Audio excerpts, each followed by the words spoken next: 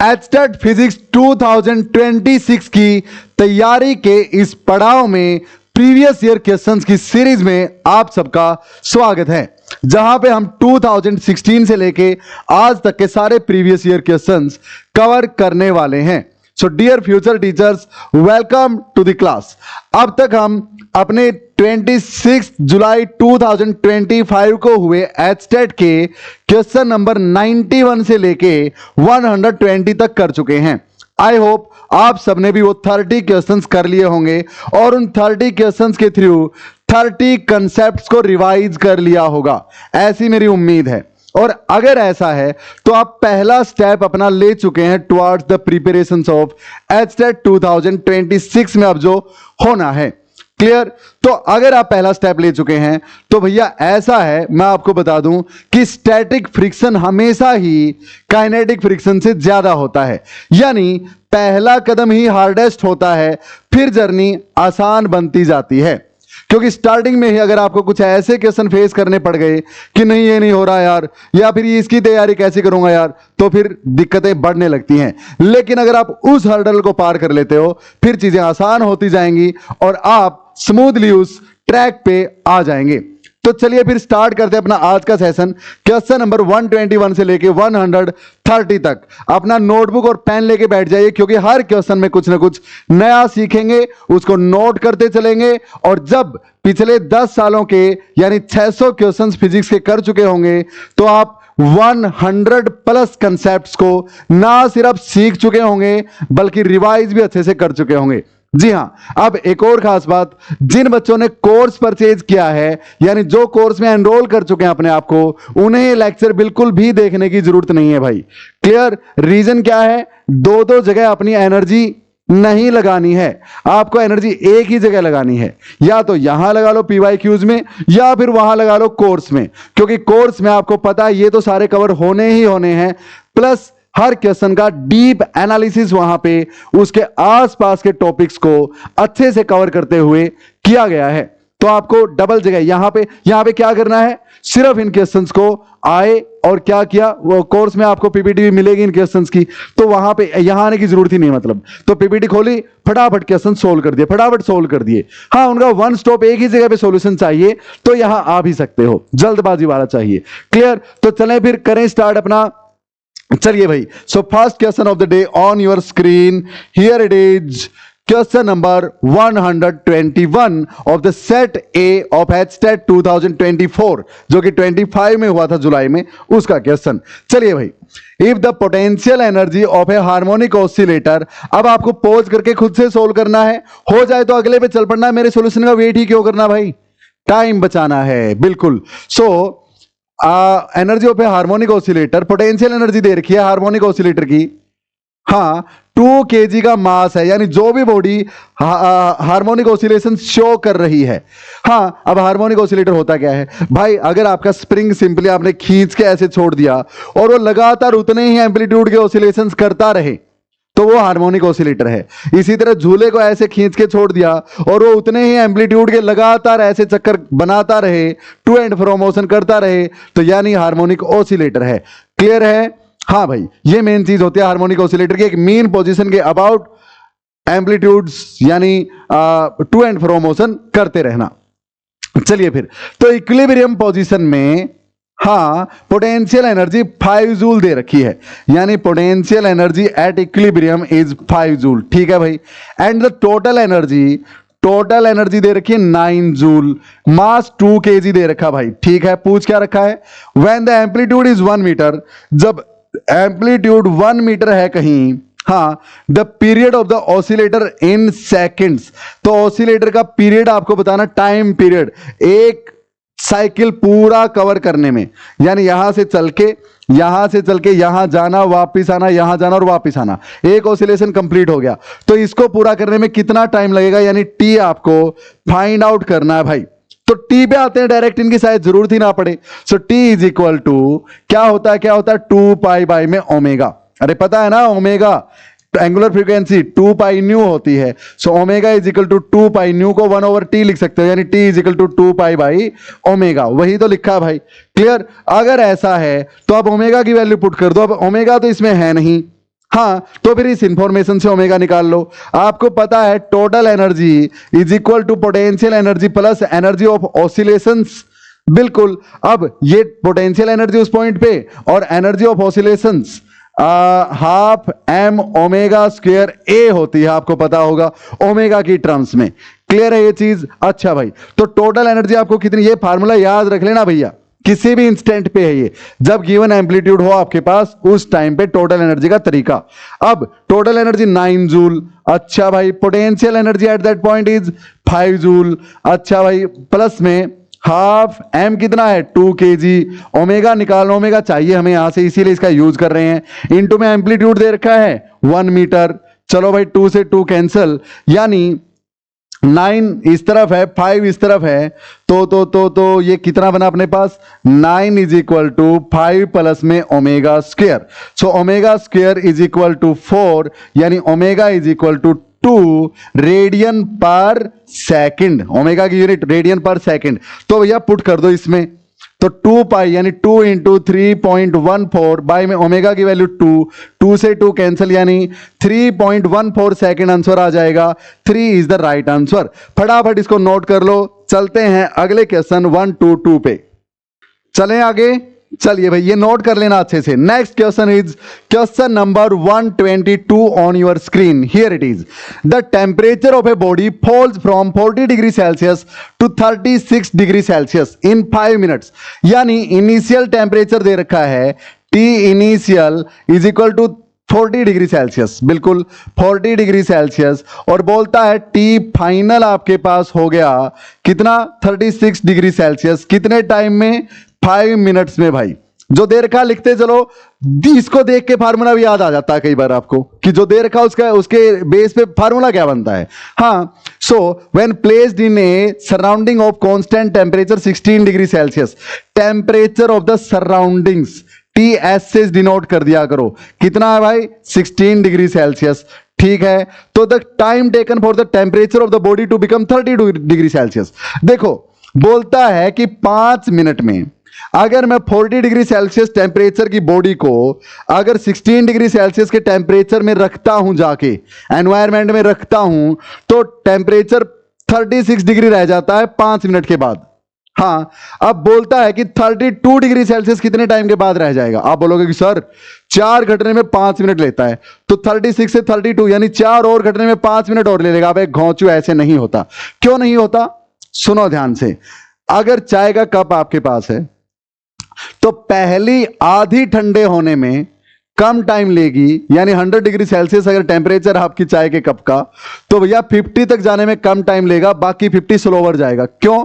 क्योंकि 100 degree Celsius environment में temperature मान लिया 30 डिग्री सेल्सियस, 70 का डिफरेंस, तो हीट जो है फास्टली फ्लो होगी भाई, फास्टली फ्लो होगी एनवायरमेंट में।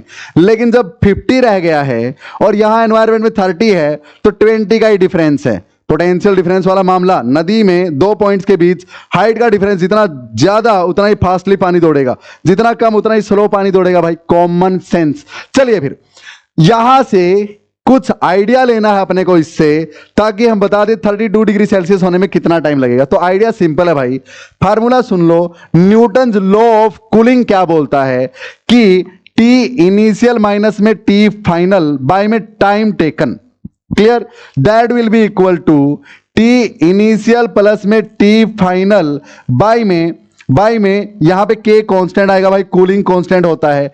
T initial plus T final by में 2 और माइनस में टेम्परेचर ऑफ द सराउंडिंग्स। यह आपके पास न्यूटन लॉ ऑफ कूलिंग का फार्मूला है। इसमें क्या होता है भाई, डिफरेंस इन टेम्परेचर बाय में टाइम टेकन, ये टाइम वाला T है, equal to cooling constant, K है भाई कूलिंग कांस्टेंट।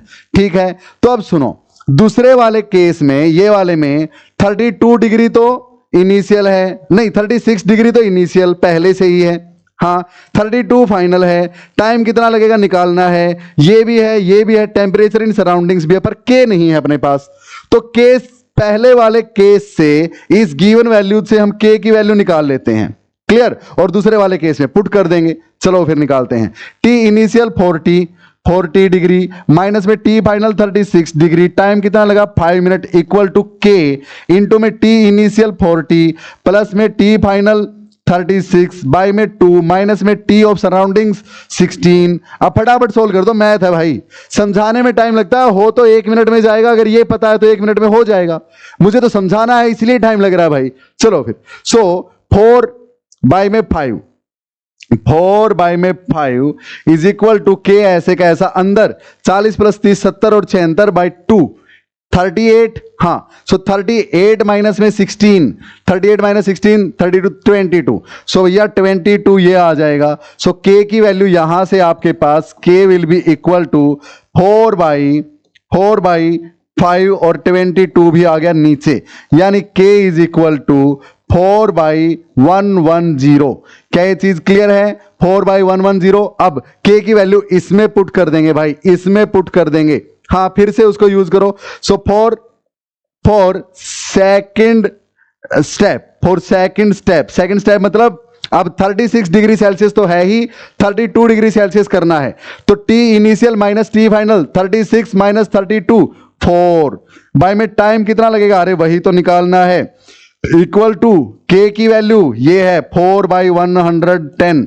अच्छा भाई, अंदर क्या क्या आएगा, T initial plus T final, यानी 36 प्लस में 32, भाई इनिशियल और फाइनल का सम, इनिशियल प्लस में फाइनल, 36 प्लस 32 38 प्लस 30 68, 68 बाई में 2 माइनस में टेम्परेचर सराउंडिंग का वही 16 है भाई, क्लियर।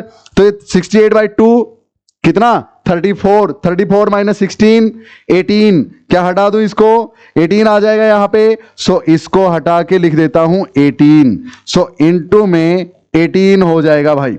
अब देखो बोथ साइड 4 से 4 कैंसल, टी उस तरफ जाएगा, T is equal to 110 by में 18, 18 छिक्का 108, 6 पॉइंट समथिंग मिनट्स आ जाएगा, 2 is the right answer, 6.1 minute भाई। Is it clear? क्या क्लियर है आप सबको? इसको पोज करेंगे, ध्यान से देखेंगे और ये फार्मूला नोट करेंगे भाई, पूरी प्रोसेस हमने क्या की है उसको नोट करेंगे। चलते हैं क्वेश्चन नंबर 123 की तरफ। चलिए भाई, so here comes question number 123 on your screen. The open parachute of a parachutist experiences due to air friction, हाँ, इन नेगेटिव एक्सेलरेशन। बोलता है कि पैराशूटिस्ट वो पैराशूट खोलता है और नीचे की तरफ आ रहा है, लेकिन उस पे ऊपर की तरफ एक फोर्स लगेगा। क्यों? एयर का, एयर की रगड़ लगेगी जो उसको ऊपर की तरफ फोर्स लगाएगी, और वो आ नीचे रहा है ग्रेविटी के कारण, बिल्कुल। तो नेगेटिव एक्सेलरेशन लगेगी उस पे ऊपर की तरफ, besides the acceleration by gravity. Acceleration due to gravity तो होगी ही, उसके अलावा एक नेगेटिव एक्सेलरेशन ऊपर की तरफ लगेगी, और वो ऊपर की तरफ वाले एक्सेलरेशन माइनस bv स्क्वायर है भाई, जहां पे b की वैल्यू 0.2 पर मीटर है। His constant final velocity in metre per second. अब एक बात बताओ, कांस्टेंट वेलोसिटी सर, एक्सेलरेशन है फिर भी कांस्टेंट वेलोसिटी। हाँ, सोचो बारिश की बूंदें बादलों से गिरती हैं, आप यहां हो भाई, इसमें एक्सेलरेशन अगर 9.8 metre per second square, acceleration due to gravity होगी, बिल्कुल, तो इसकी स्पीड हर सेकंड नियरली 10 बढ़ेगी। हाँ, और इतनी हाइट से गिरती है आप पे, अगर इसको 10 सेकंड भी लग गई आप तक आने में, 100 मीटर पर सेकंड से आपके सिर पे हिट करेगी भाई, और आपका सिर फट जाएगा। हाँ भाई, लेकिन फटता तो नहीं है सर, कारण क्या है? क्योंकि जब बूंद नीचे की तरफ आती है तो एयर ड्रैग उस पे भी लगता है ऊपर की तरफ, और वो इसको स्लो कर देता है। और एक्सेलरेशन ड्यू टू ग्रेविटी नीचे की तरफ है, एक्सेलरेशन ड्रैग वाली ऊपर की तरफ है, तो धीरे धीरे क्या होता है, धीरे धीरे दोनों बराबर हो जाते हैं। ये तो 9.8 नीचे की तरफ वाला फिक्स है, और वो धीरे धीरे बढ़ेगा, जितनी ज्यादा तेजी से चलेगी उतनी ज्यादा तेजी से वो बढ़ेगा। एक टाइम ऐसा आएगा जब ये वाली एक्सेलरेशन और ये वाली एक्सेलरेशन बराबर हो जाएंगी, एक्सेलरेशन 0 हो जाएगी, कैंसिल आउट, और बूंद जो है कांस्टेंट वेलोसिटी से नीचे चलने लगेगी और धीरे से आपके सिर पे आगे हिट करेगी। क्लियर? उस वेलोसिटी को टर्मिनल वेलोसिटी बोलते हैं। क्या बोलते हैं? Terminal velocity. जिस वेलोसिटी के साथ फ्रीली फॉलिंग बॉडीज किसी भी कारण से कांस्टेंट वेलोसिटी से नीचे आ रही हैं, तो हम उसको बोलेंगे टर्मिनल वेलोसिटी। फ्रीली फॉलिंग मतलब ऐसा नहीं कि एयर भी ना हो, वैसे फ्री फॉल तो वो होता है जब एयर भी ना हो, लेकिन एयर तो हो। क्लियर? हाँ, उस केस में टर्मिनल वेलोसिटी बन जाएगी। ऐसे ही पानी के अंदर आप अगर कोई चीज छोड़ते हो और वो सेम कांस्टेंट वेलोसिटी से चलने लगे नीचे की तरफ, तो समझ लेना वो टर्मिनल वेलोसिटी से चल रही है, उसी को टर्मिनल बोलते हैं। अब सुनो भाई, जब ऊपर से नीचे गिरेगी तो कांस्टेंट वेलोसिटी के साथ, किस वेलोसिटी के साथ वो गिरेगी? तो जब वो ड्रॉप यहां पे ड्रॉप नहीं है भाई, पैरासूट है, ये पर्सन है और इसके यहां पे भाई पैरासूट है ये, ठीक है। तो नीचे आ रहा है कितनी से, जी यानी 9.8 मीटर पर सेकंड स्क्वायर से। इस पे ऊपर की तरफ क्या लग रही है, acceleration bv square. So total acceleration a net is equal to g plus में a, क्लियर है ऊपर की तरफ वाली। सो ए नेट कितनी हो गई भाई, कितनी हो गई, 0 हो गई जब टर्मिनल वेलोसिटी से चलने लगता है। So this is 0 is equal to G की वैल्यू 9.8, ए की वैल्यू माइनस बीवी स्क्वायर, क्योंकि इसको अगर पॉजिटिव लेंगे तो इसको नेगेटिव लेंगे, इसको नेगेटिव लोगे तो ये पॉजिटिव लेना पड़ेगा, क्योंकि डायरेक्शन उल्टी है दोनों की। तो हमने अगर इसको पॉजिटिव लिख लिया तो इसको नेगेटिव लिख लो भाई, ये लिख लिया सर, क्लियर। तो इसको इस तरफ ले आओ, B V square is equal to 9.8, अब बी की वैल्यू 0.2 है तो V square is equal to 9.8 over B, यानी 9.8 ओवर 0.2। अब ये 0.2 कितने पे काटेगा, 4.9 पे, हाँ 49 दूनी 98। So V square is equal to, अब पॉइंट थोड़ी होगा, पॉइंट से पॉइंट तो कट गया, तो 49 पे काटेगा, क्लियर। तो V square is equal to 49, V is equal to under root 49, यानी सर 7 मीटर पर सेकंड से चलेगा। 2 is the right answer. I hope it is quite clear. चले आगे, चलें, चलो भाई क्वेश्चन नंबर 124 की तरफ। तो चलो भाई, लेकिन क्वेश्चन नंबर 124 पे चलने से पहले थोड़ी सी इंफॉर्मेशन आपके लिए। सो डियर फ्यूचर टीचर्स, एचटेड फिजिक्स के नाम से टेस्ला क्लासेस नाम की ऐप पे, जो कि प्ले स्टोर पे मौजूद है, अपना कोर्स एचटेड फिजिक्स लॉन्च हो चुका है। जी हां, जहां पे हम पूरे डेडिकेशन के साथ चैप्टर वाइज सारे पीवाईक्यूज को लेते हुए उनकी पूरी डीप स्टडी जो मैंने की है उसके बेसिस पे हर चैप्टर से आपको सिर्फ क्या पढ़ना है वो चीजें पढ़ाते हुए चैप्टर वाइज हम आगे चलेंगे।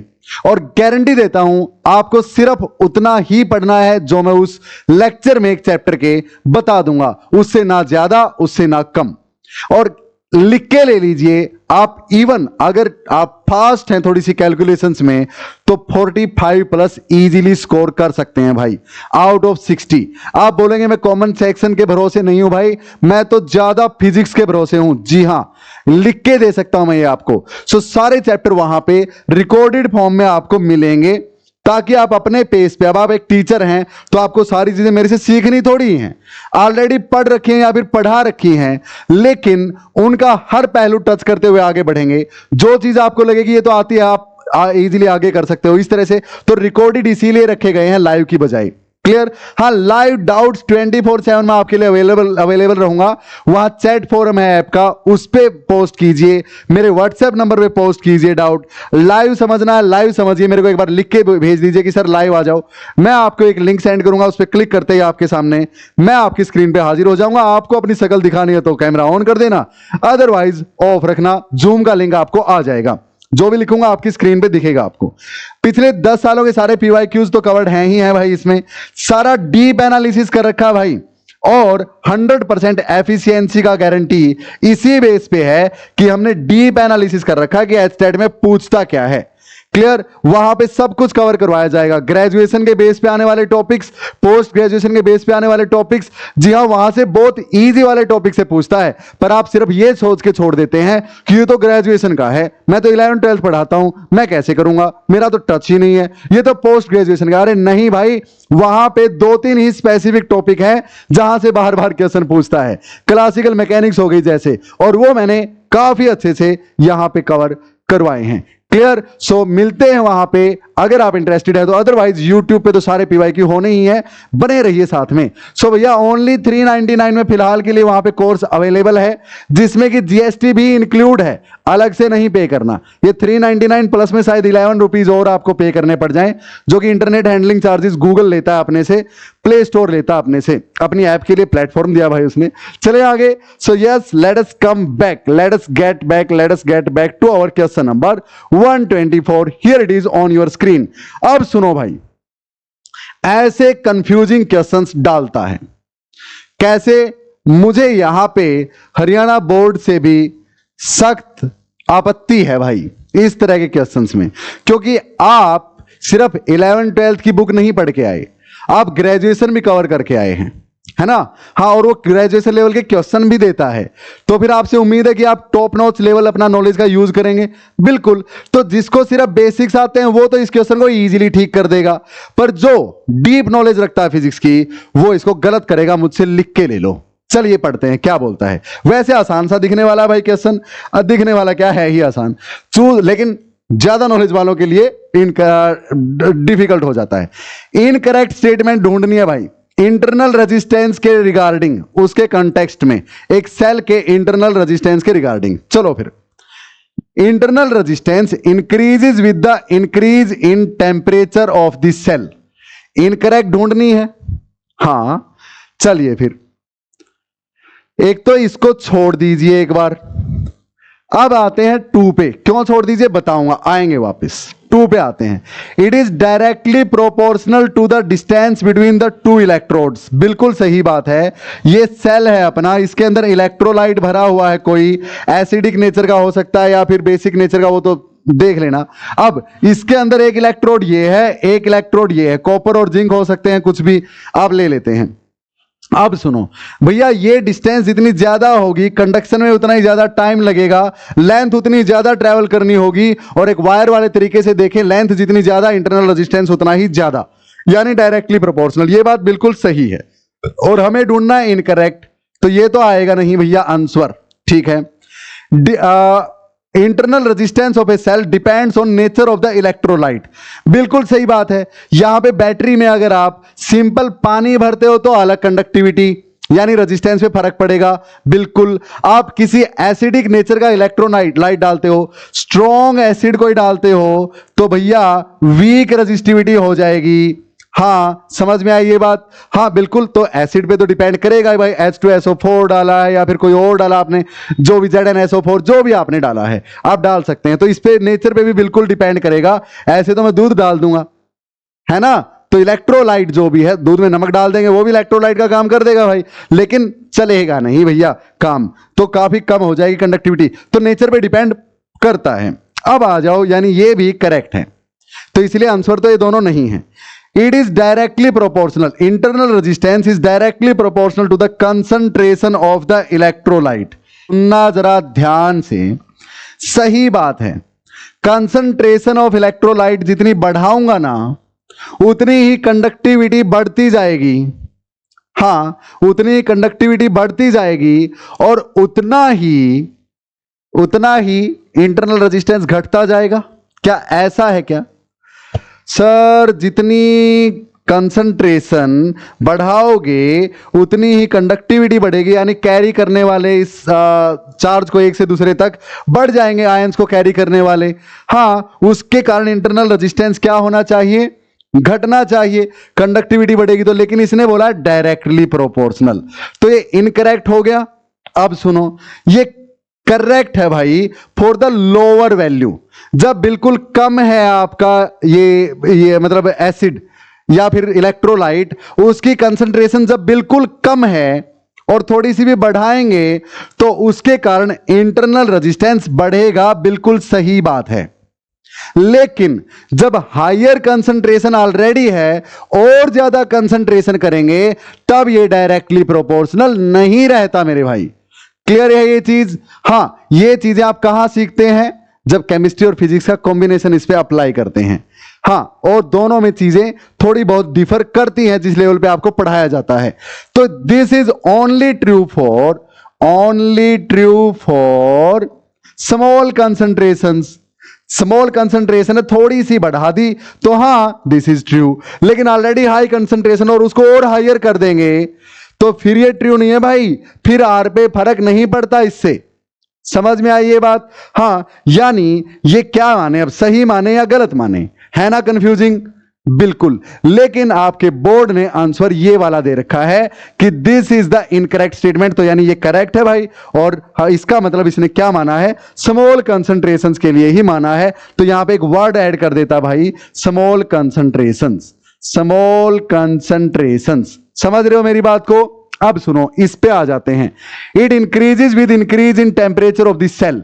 आपको याद होगा कि इलेक्ट्रोलाइट्स की रेजिस्टिविटी पे क्या फर्क पड़ता है with the increase in temperature. और आपने पढ़ा था कि टेम्परेचर बढ़ाएंगे तो जो आपका इलेक्ट्रोलाइट है वो क्या हो जाएंगे, टेम्परेचर बढ़ने से लिक्विड की डेंसिटी कम होगी, लिक्विड फैलेगा, डेंसिटी कम होगी तो चार्जेस का चलना आसान होगा, यानी रेजिस्टिविटी घट जाएगी। समझ में आई मेरी बात? लेकिन इसने तो बोला है इंटरनल रेजिस्टेंस बढ़ जाएगा टेम्परेचर बढ़ने पे, यानी ये इनकरेक्ट है। अब इसका भी एक दूसरा पहलू सुन लो भाई। वेरी हाई टेम्परेचर होने पे, जी हां, वेरी हाई टेम्परेचर होने पे क्या होगा, उल्टा असर आना स्टार्ट हो जाता है। ठीक, तो यहां पे क्या दे रखा है भैया, इंटरनल रेजिस्टेंस हां increases with the increase in temperature of the cell. जबकि होना क्या चाहिए, टेम्परेचर बढ़ने पे घटना चाहिए, क्योंकि उससे क्या होगा, वो फास्टली वाइब्रेट कर पाएंगे, डेंसिटी घट जाएगी। क्लियर? तो ये तो सिंपल है कि इनकरेक्ट तो ये लिख रखा भाई, यानी यही अपना आंसर हो जाएगा। बट ये भी लोअर टेम्परेचर्स और हायर टेम्परेचर्स पे डिफर करता है, इसीलिए मैं कह रहा हूं थोड़ा सा एक बोर्ड को एक ख्याल रखना चाहिए कि भाई कंफ्यूजन्स ना हो इस तरह की। ठीक, वो तो चाहता है, बोर्ड के क्वेश्चंस आप जब अच्छे से देखोगे तो आपको अंदाजा लग जाएगा कि वो नहीं चाहता आपका एस्टेट क्लियर हो। हालांकि ये क्वालिफाइंग एग्जाम है, इतना टफ नहीं रखना चाहिए, इतनी कंफ्यूजन्स नहीं छोड़नी चाहिए, सिर्फ आपकी फिजिक्स नॉलेज चेक होनी चाहिए, ना कि आपकी तुक्का नॉलेज। अब ये दो तो क्लियरली थे, पर इन दोनों में तो थोड़ा बहुत कंफ्यूजन था ना, क्लियर? लेकिन उसके कारण 50% ऑफ द स्टूडेंट्स तो शायद जिन्होंने सोच समझ के किया है, नॉलेज थी, क्या पता 90 की बजाय 89 पे रह गए हो भाई। हाँ, 50% का तो तुक्का सही लग गया, 50% का गलत लग गया, मारना तो तुक्का ही पड़ा दोनों में से। सिंपल, जो डीप सोचेगा उसके लिए तो भैया ये भी सही था आंसर। समझ में आई बात? चलें फिर आगे। And here comes the next one, question number 125 on your screen. बहुत ही आसान भाई, एरर एनालिसिस का क्वेश्चन। कोर्स जिन बच्चों ने प्रोसीड किया है वो पहले ही चैप्टर से निकल चुके होंगे, सेकंड चैप्टर भी अपलोड हो चुका है, थर्ड आज हो जाएगा भाई upload. So for a simple pendulum, length and time period are measured with ±2% and ±3% errors respectively। यानी बोल रखा लेंथ में, यानी percentage error in length is 2% and percentage error in time period is 3%। Del T by में T into 100, ये क्या होता है, रिलेटिव एरर इंटू में 100 कर दिया percentage error, so this is given to be 3%। G में निकालना है। अब जी का क्या रिलेशन है इनके साथ, एक्सेलरेशन ड्यू टू ग्रेविटी का, तो हमें पता सिंपल पेंडुलम के केस में time period is equal to 2 pi root L over G होता है भाई। हाँ, तो अब जी निकाल लो, तो जी अगर बोथ साइड स्क्वायर कर दूं, T square is equal to 4 pi square L over g, under root से स्क्वायर कैंसिल हो जाएगा, जी यहां पे आ जाएगा equal to 4 pi square L over T square. ये तो कांस्टेंट है, इसका कोई परसेंटेज एरर नहीं होता, ये तो कांस्टेंट ही रहेगा, मेजर करने पे इसको मेजर ही नहीं करना। सो जी में percentage error, del G by में G into 100 is equal to percentage error in L, यानी del L by L into 100 plus में परसेंटेज एरर इन टी, अब पावर 2 है तो आगे आ जाएगी, इंटू में percentage error in T del T by T into 100। समझ में आया? सो अब वैल्यूज पुट कर दो भाई। So del L by L into 100 equal to, ये आपको 2% दे रखा है, तो 2% दे रखा है तो 2 लिख दो। अब प्लस में 2 इंटू में ये आपको 3% दे रखा है ये, हाँ, तो 2 इंटू 3 6, तो कितना आ गया 8% आ जाएगा भाई, plus minus 8%। So 4 is the right option. चले आगे क्वेश्चन नंबर 126 पे, फटाफट नोट कर लिया करो। चलो भाई, next is question number 126। Consider the following statements and choose the correct option. बहुत ही इजी, 10 सेकंड में हो जाने वाला क्वेश्चन, फटाफट कर दो, पॉज करके कराएं। चलो भाई, choose the correct option. Correct option ढूंढना है इनमें से। ए स्टेटमेंट है तो अपने को बताना ट्रू और false. The total energy of a system is always conserved no matter what the internal and external forces act on the system. आप फटाक से बोलोगे कि सर सही है ना? सुनो भाई, उसने बोला एक सिस्टम की, जबकि टोटल एनर्जी एक यूनिवर्स की क्या होती है, फिक्स होती है। पूरे यूनिवर्स की टोटल एनर्जी फिक्स है। लेकिन अगर आप बात करोगे एक सिस्टम की, मान लिया ये रूम है मेरे आसपास, आप जिस रूम में बैठे हो वो रूम है, इस रूम के अंदर सारी बॉडीज की एनर्जी आपने टोटल कर ली, आ गई आपके पास 100 जूल। अब इस बात का मतलब है कि इंटरनल और एक्सटर्नल फोर्सेज क्या लग रहे हैं, कोई मैटर नहीं करता, टोटल एनर्जी जितनी है उतनी रहेगी। तो भैया ऐसा बाहर से अब भूकंप भी आ जाए तो वो तो एक्सटर्नल फोर्स हो गया रूम पे। हाँ, क्या सारी चीजें दाएं बाएं जाएंगी? बिल्कुल। क्या काइनेटिक एनर्जी नहीं आ गई सब में? हाँ। तो क्या एनर्जी नहीं बढ़ गई? बिल्कुल। पोटेंशियल तो उतनी की उतनी है सबकी, लेकिन दाएं बाएं हिलने लगी, मोशन आ गया, काइनेटिक एनर्जी आ गया, एनर्जी तो बढ़ गई टोटल। हाँ, तो ये तब है भाई जब आइसोलेटेड सिस्टम हो। आइसोलेटेड सिस्टम लिखा होता तो ये ट्रू हो सकता था, लेकिन आइसोलेटेड में भी अगर अंदर ही अंदर बॉडी चल रही है, फ्रिक्शनल फोर्स है, तो भैया हीट की फॉर्म में बाहर आ सकता है, लेकिन फिर आइसोलेटेड ही क्या बोलेंगे? क्लियर? तो आइसोलेटेड सिस्टम में बोल सकते थे कि ट्रू है, बट इस तरह किसी भी सिस्टम की टोटल एनर्जी कंजर्व नहीं होती, और ऑलवेज तो बिल्कुल भी नहीं होती भाई। So this is false. Clear? So only A is true ना, ए तो ट्रू है ही नहीं। ओनली बी इज ट्रू, देखेंगे भाई। Both A and B are true ना, ए तो गलत हो चुका है। Both are not true, B देखते हैं।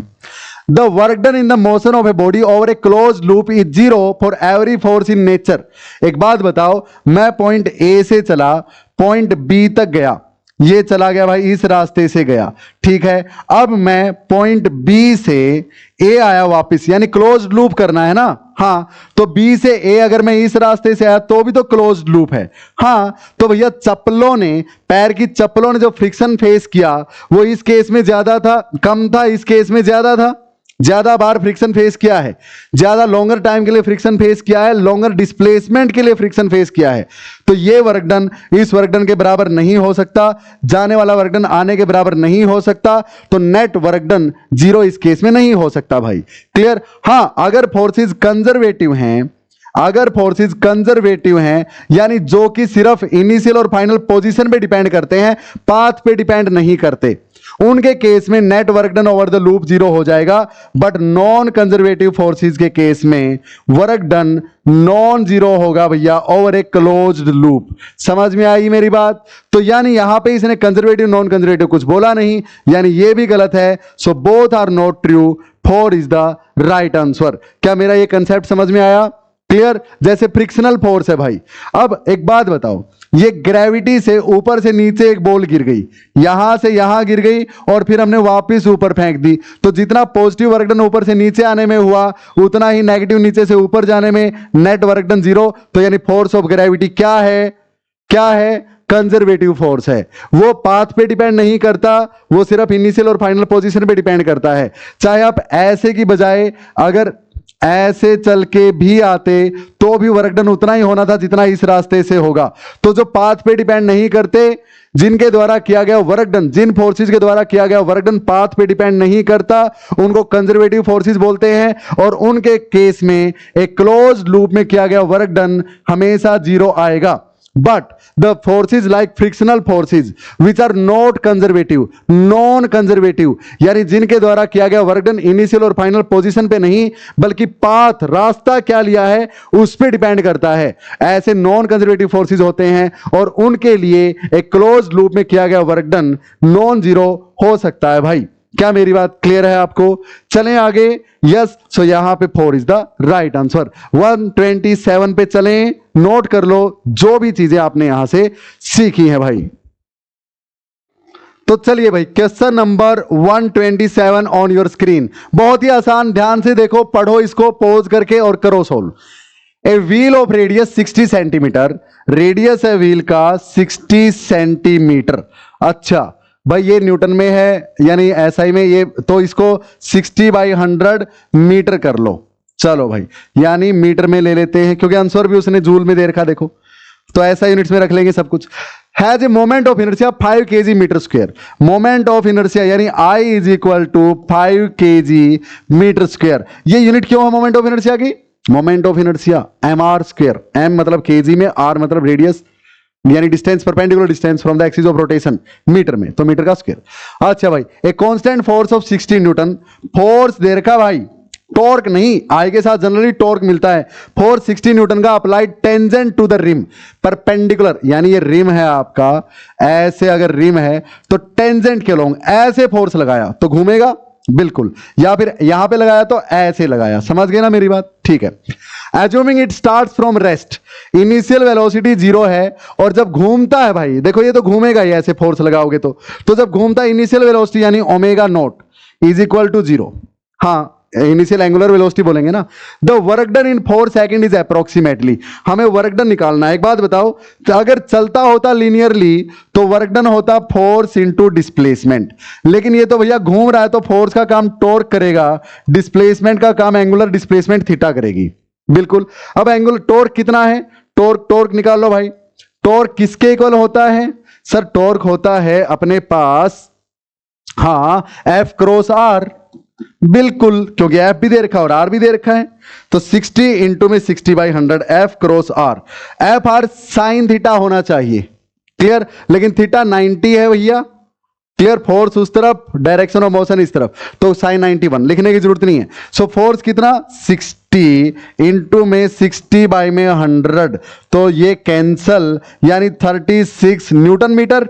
बिल्कुल, टॉर्क आ गया भाई। अब ये तो पुट कर देंगे सर कि 36 आ गया, बट थीटा कितना होगा? तो सुनो भाई, थीटा यानी angular displacement S is equal to U T plus में हाफ ए टी स्क्वायर। बिल्कुल सर, थीटा का काम एंगुलर डिस्प्लेसमेंट, यू का काम इनिशियल एंगुलर स्पीड, इंटू में टी प्लस में हाफ, ए का काम अल्फा करेगा एंगुलर एक्सेलरेशन, इंटू में टी का स्क्वायर।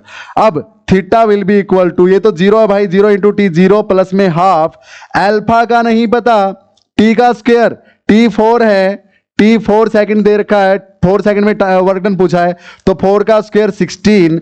अल्फा कितना होगा भाई? अल्फा, हाँ वो कैसे निकालें? अल्फा आई दे रखा है, टाउ दे रखा है, tau is equal to I alpha. अरे कैसे आया सर?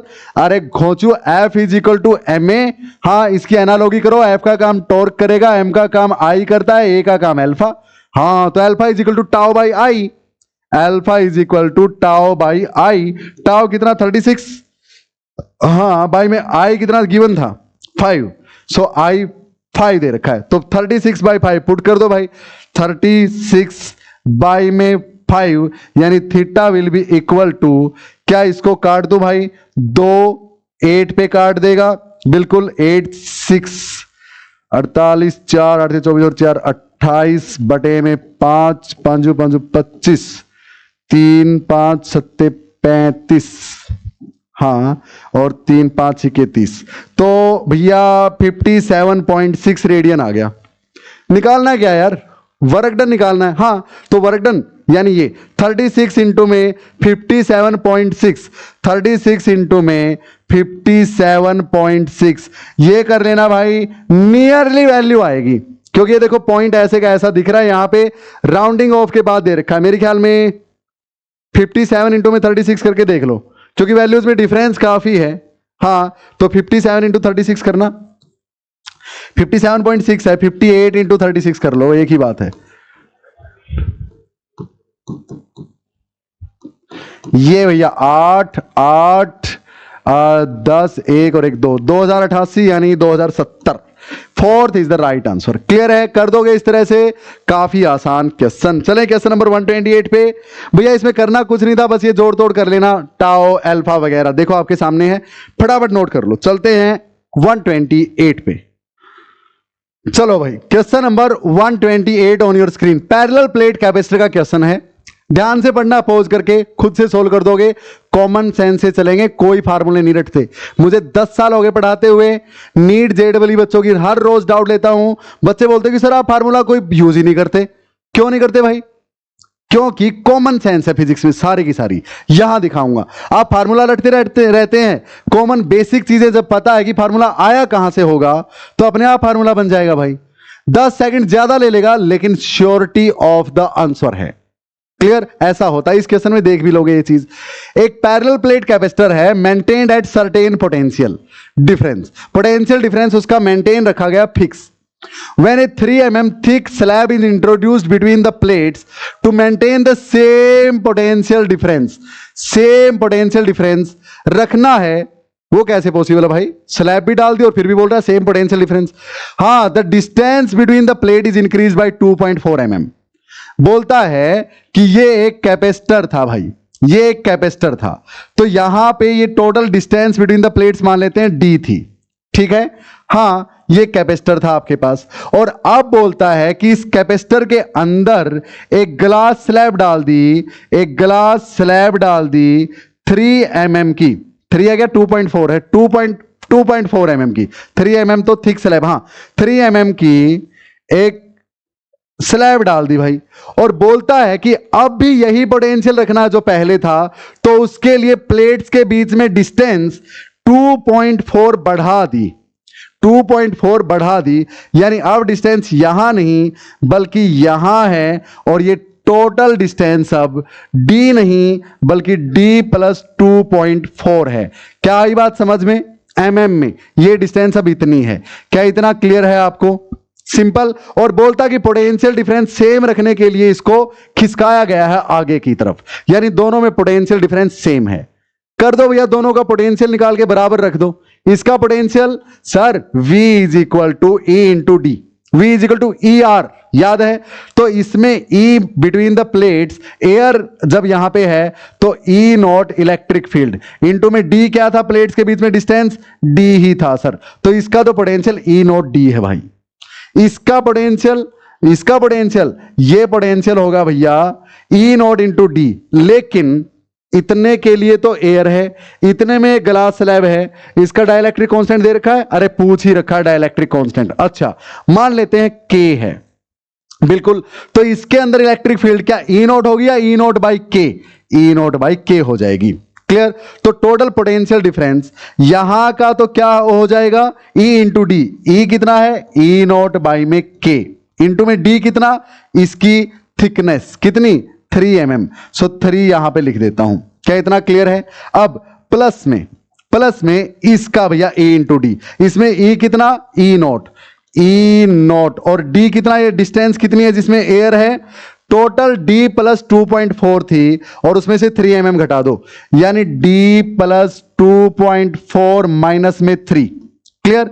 अब ये दोनों पोटेंशियल बराबर दे रखे हैं तो दोनों को बराबर रख दो, यानी E naught D is equal to 3E naught by K, 3E naught by के प्लस में हाँ E नॉट इंटू क्या 2.4 में से 3 घटाऊंगा, माइनस का 0.6 बचेगा, हाँ यानी D माइनस में 0.6। I hope it is clear. E not common आ जाएगा, कैंसल। D हाँ D is equal to 1 over K plus में D माइनस 0.6, बिल्कुल। तो अरे यही होगा ना, हाँ तो ये 3 था भाई, ये 3 था 3 बाई के। तो अब D इस तरफ आएगा तो D minus D 0, so 0 is equal to 3 by K minus 0.6, 0.6 को इस तरफ ले आओ, यानी 3 बाई के इज इक्वल टू 0.6, के को वहां ले जाओ, k is equal to 3 by 0.6 यानी 30 बाई 6, यानी भैया 5 वैल्यू आ गई k की। 4 इज द राइट आंसर। कोई फार्मूला रटा क्या सर? पर इतना कुछ करना पड़ा, इससे अच्छा डायरेक्ट फार्मूला करते। भाई फार्मूला रटोगे, उसका d कहीं नीचे लिखा ऊपर लिख दोगे, जहां प्लस है वहां माइनस लिख दोगे, दिक्कत हो जाएगी मेरे भाई। क्लियर? तो देखो अपना तो ये फंडा है भाई, 10 सेकंड फालतू लग जाएंगे, आंसर परफेक्ट आएगा और एच टेट में लिख के ले लो। डायरेक्ट फार्मूला बेस्ड क्वेश्चन नहीं मिलेंगे, जोड़ तोड़ तो करना पड़ता है। अब बोलोगे सर ये पिछला क्वेश्चन क्या था? फिर देखना, इसमें तो फार्मूला बेस्ड था। अरे सारे थोड़ी यार, 8-7 क्वेश्चन तो ऐसे मिलते ही हैं इजी वाले। इसको नोट कर लो पॉज करके फटाफट। चलते हैं क्वेश्चन नंबर 1 to 9 की तरफ। करो नोट फटाफट, चलें। I hope well noted. ये लो भाई क्वेश्चन नंबर 129, बहुत ही easy. Motion in a plane से आज शाम को ये topic motion in a plane पूरा चैप्टर एकदम निचोड़ के जो होता है, इसके सारे PYQs 20 question motion in a plane chapter से पिछले 10 सालों में पूछे गए हैं। सारे के सारे निचोड़ के, सारा चैप्टर निचोड़ के कहां से क्या पूछ सकता है और कैसे करना है, पूरा रिवीजन, पूरा सारा PYQs के साथ, अच्छी अच्छी बातें, अच्छे अच्छे कंसेप्ट जो पढ़ने हैं, उससे बाहर नहीं पढ़ना कुछ भी, आज ऐप पे डल जाएगा। क्लियर? 9 PM तक, अल्टरनेट डेज पे 9 PM पे एक चैप्टर वहां पे डलता रहेगा भाई। An aeroplane is flying horizontally with A velocity of 600 kilometre per our. ये एक एरोप्लेन है भाई, मुझसे ऐसे ही बनती है, ये लो ऐसे ऐसे कुछ बना लो, ठीक है। इस तरफ जा रही है, सर चूहा बना दी, क्या एरोप्लेन 600 किलोमीटर पर आवर से, ठीक है। At a height of 1960 metre, यहां से ग्राउंड से इसकी हाइट कितनी है 1960 मीटर है। When it is vertically above the point P, जब ये पॉइंट P के बिल्कुल ऊपर है, हाँ, a body is dropped from it, इसमें से एक बॉडी को ड्रॉप कर दिया जाता है, हाँ। The body hits the ground eight point Q, the distance PQ is, ये बॉडी जो है छोड़ दिया आपने, ये कहीं ना कहीं यहां जाके गिरती है Q पॉइंट पे, तो ये PQ डिस्टेंस आपको बतानी है। बहुत आसान है भाई। कैसे आसान है सर? पहली बात तो जब छोड़ दी तो ऐसे क्यों जाएगी सर? ऐसे जाएगी ना। अरे भैया जब छोड़ी तो बॉल है ना जहाज के साथ, बॉल है बॉडी है जहाज के साथ ऐसे जा रही 600 की स्पीड से ऐसे, तो जब आप छोड़ भी दोगे तो 600 तो है ना उसके पास, इस तरफ वाली 600 है उसके पास और उसको कोई रोकने वाला नहीं है इस तरफ 600 चलने से, चाहे आपने जहाज से उसे गिरा भी दिया है तो हॉरिजॉन्टल की तरफ कोई रोकने वाला नहीं है एयर के अलावा, और एयर हम यहां पे कंसीडर करेंगे नहीं भाई, गिवन ही नहीं है किसी तरह मामला। तो 600 हॉरिजॉन्टल के अलोंग तो रहेगी ही। अब वर्टिकल के अलोंग, इस बॉल को वर्टिकल के अलोंग 1960 मीटर चलने में कितना टाइम लगेगा वो निकाल लो। उतने ही टाइम के लिए इस तरफ भी ये चलेगी और पी क्यू आ जाएगा अपना। समझ में आई बात? तो देखो भैया यहां पे टकराना इसने vertically, acceleration 9.8 metre per second square होगी भाई, 9.8 मीटर पर सेकंड स्क्वायर बिल्कुल होगी। इनिशियल वेलोसिटी इस तरफ 0, वर्टिकल के अलोंग 0 है, लेकिन इस तरफ इनिशियल वेलोसिटी एक्स के अलोंग कितनी है 600 किलोमीटर पर आवर, और इसको कोई रोकने वाला भी नहीं है। अब ये जितने टाइम में ग्राउंड पे टच करेगी उतने ही टाइम में इस तरफ भी तो जाएगी 600 की स्पीड से बिल्कुल, और इस स्पीड का इस स्पीड के साथ कोई लेना देना नहीं है, और दोनों का कॉम्बिनेशन कुछ ऐसा होगा कि ये ऐसे जाएगी। क्लियर? लेकिन वर्टिकल जो पहुंची है यहां से यहां, वो टाइम उतना ही लगेगा जितना ऐसे आने में लगेगा। क्यों? क्योंकि भैया ग्रेविटी नीचे लेके आ रही है और उसको ये अफेक्ट नहीं करती। क्लियर? तो ये टाइम कितना लगा ये निकाल लो भाई। So S is equal to U T plus में half A T square, Y के अलोंग यानी वर्टिकली वर्टिकली वर्टिकली, तो डिस्प्लेसमेंट वाई के अलोंग कितनी होनी है 1960 चलना है भाई, equal to initial velocity Y के अलोंग 0 प्लस में हाफ ए का काम एक्सेलरेशन ड्यू टू ग्रेविटी यानी 9.8 करेगा, इनटू में टी स्क्वायर, टी ही तो निकालना है, टाइम कितना लगा। तो भैया यहां से हो जाएगा ये 4.9 पे काट देगा, हाँ या हाँ ठीक है 4.9 पे काट देगा भाई। So T square is equal to 1960 upon में 4.9। अब 4.9 का ये पॉइंट हटा के एक जीरो ऊपर ले जाओ तो ये इसको काटेगा 49 दूनी 98, 49 चौके 4 पे 4 0 0 400 यानी t इज इक्वल टू √400 यानी 20 सेकेंड्स में ग्राउंड पे टच करेगी। अब 20 सेकेंड्स में इस तरफ कितना चल चुकी होगी? सो डिस्टेंस अलोंग x, क्या ut plus half A T square लगाओगे ना, एक्सेलरेशन ही नहीं है x के अलोंग, कांस्टेंट स्पीड से चलेगी, तो यानी speed into distance is equal to speed into time, तो velocity into time, velocity 600 kilometre per hour है, इनटू में टाइम 20 सेकंड्स, 20 बाई में 3600 सेकंड्स, हावर में कन्वर्ट हो गया। क्लियर? हाँ अपने को डिस्टेंस निकालनी है ना किलोमीटर में, बिल्कुल।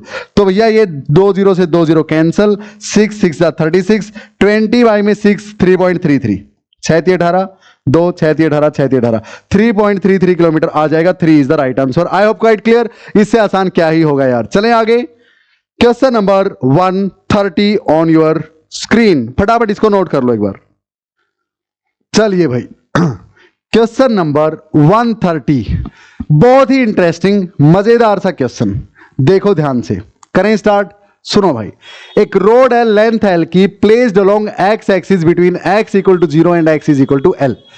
यहां पे एक रोड ऐसे रखी हुई है भाई, ऐसे रखी हुई है मान लेते हैं, हाँ लेंथ कितनी है इसकी L, 0 से लेके L तक रखी हुई है, ठीक है। The linear density rho of the rod varies with the distance x from the origin as rho is equal to a plus B x.